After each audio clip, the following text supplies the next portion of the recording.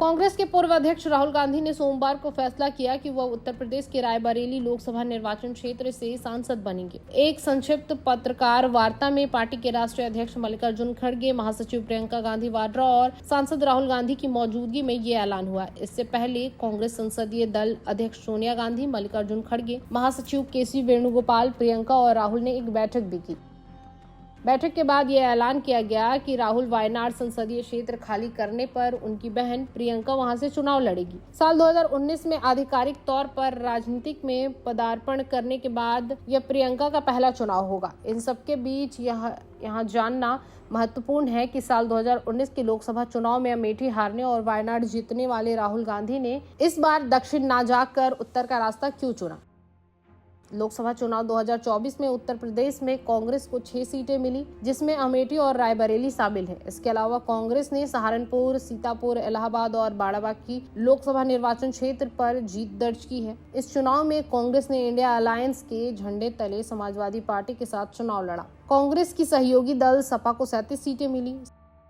साल 2027 में यूपी विधानसभा चुनाव को ध्यान में रखते हुए राहुल गांधी यह फैसला काफी अहम माना जा रहा है। रायबरेली चुनाव के बाद निजी टीवी चैनल में वार्ता में राहुल गांधी ने यूपी में मिली सफलता का जिक्र करते हुए कहा कि उत्तर प्रदेश का जो रिजल्ट आया है उसने देश की राजनीति बदली है। पहले तो नफरत की राजनीति हो रही थी, उसका जवाब यूपी की जनता ने दे दिया। बीजेपी का अयोध्या में हारना एक सीधा मैसेज है कि जो नफरत उन्होंने फैलाई उसका जवाब यूपी और देश की जनता ने दिया है।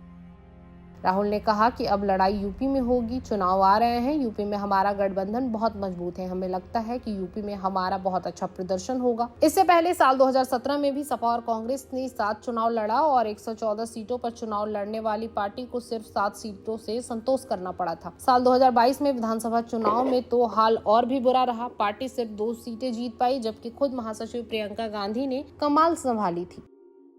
हालिया संपन्न हुए चुनावों से उत्साहित कांग्रेस के संदर्भ में माना जा रहा है कि वह साल 2027 के विधानसभा चुनाव में पूरे दमखम के साथ उतरेगी। आंकड़ों पर नजर डालें तो साल 2022 में सिर्फ 2 विधानसभा सीट जीतने वाली कांग्रेस 2024 के चुनाव के लिहाज से 40 सीटें पर आगे है। ऐसे में कांग्रेस की कोशिश है कि वह अगले 2.5 सालों के भीतर पार्टी का संगठन और मजबूत करके इस संख्या को आगामी विधानसभा चुनाव में बढ़ा सके। साल 2019 के लोकसभा चुनाव के नजरिए से देखें तो कांग्रेस सिर्फ 9 विधानसभा सीटों पर आगे थी।